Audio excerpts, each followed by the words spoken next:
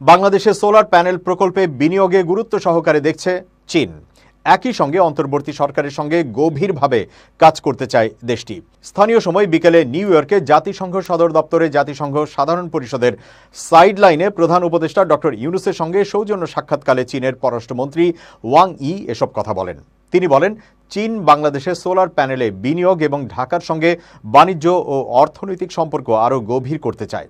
এ সময় বাংলাদেশের অন্তর্বর্তী সরকারের নেতৃত্ব গ্রহণের জন্য প্রধান উপদেষ্টাকে অভিনন্দন জানান চীনা মন্ত্রী। ওয়াং ই বলেন, বাংলাদেশে সোলার প্ল্যান্ট স্থাপনের জন্য চীনা সোলার প্যানেল নির্মাতাদের প্রফেসর ইউনূসের আহ্বানকে চীন গুরুত্ব দেবে।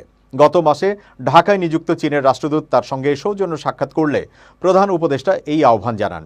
চীনের পররাষ্ট্রমন্ত্রী বলেন, বেইজিং দুই দেশের কোম্পানির মধ্যে বৃহত্তর সহযোগিতা ও অংশীদারিত্বকে উৎসাহিত করবে।